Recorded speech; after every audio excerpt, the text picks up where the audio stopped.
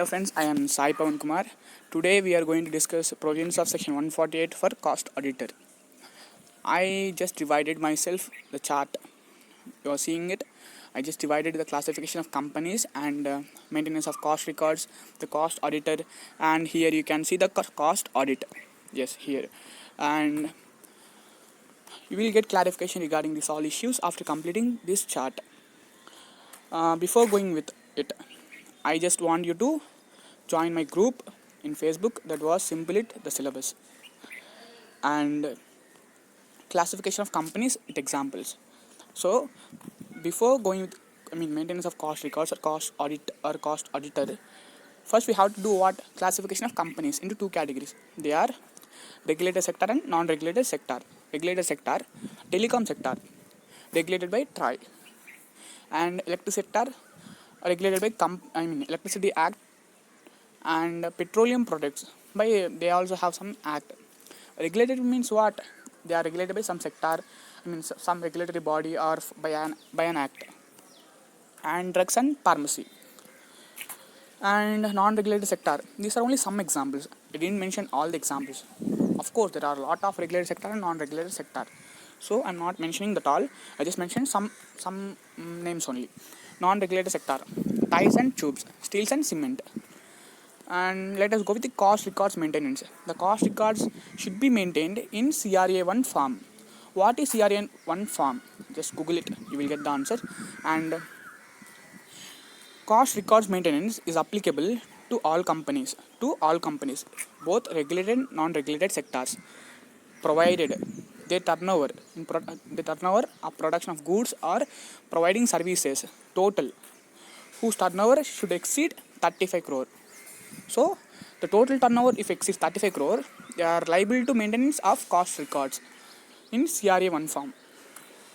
But an exception is given to companies like micro and small enterprises under MSMES Act. So micro and small enterprise only are exempted from maintenance of cost records, but not medium enterprises, because MSME Act contains three forms. They are micro, small and medium.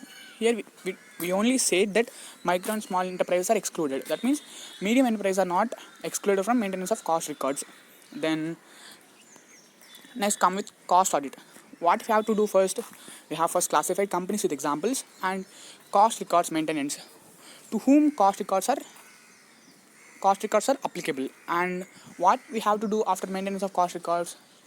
We have to conduct cost audit. Cost audit is conducted when, for regulated sector, there are two conditions. For regulated sector, the overall turnover must exceed 50 crore, and also individual products or services must exceed 25 crore. That means overall turnover has to exceed 50 crore, and also the individual products or services whose turnover should exceed 25 crore. That means if I have 100 crore of turnover and I have 10 products, both of the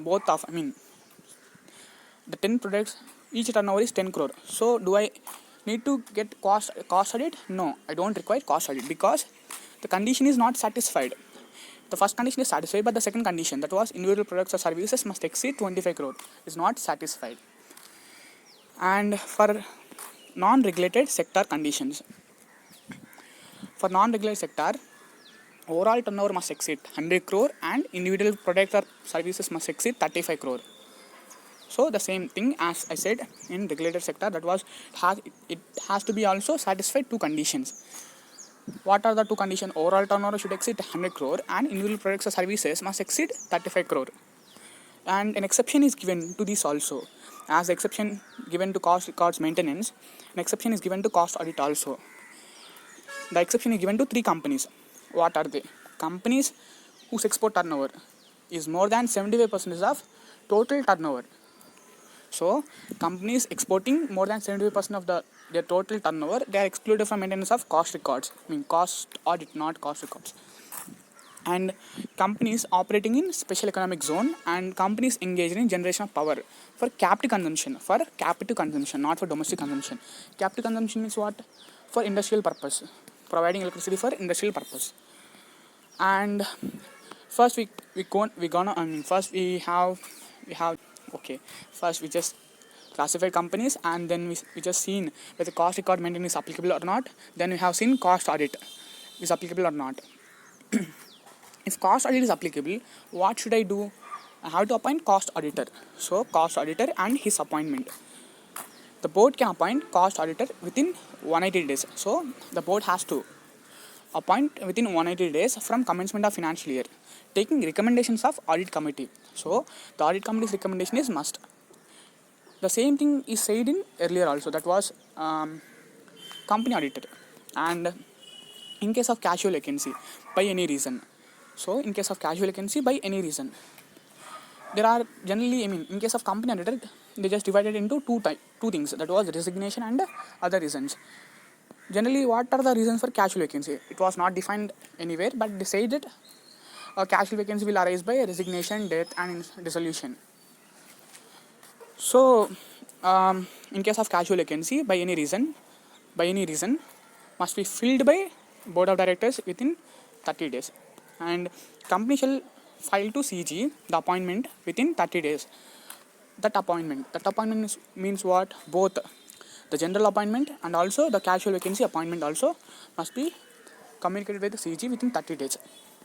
And the tenure of cost auditor, that means what? The length, the term of cost auditor is that of 180 days, 1 year generally.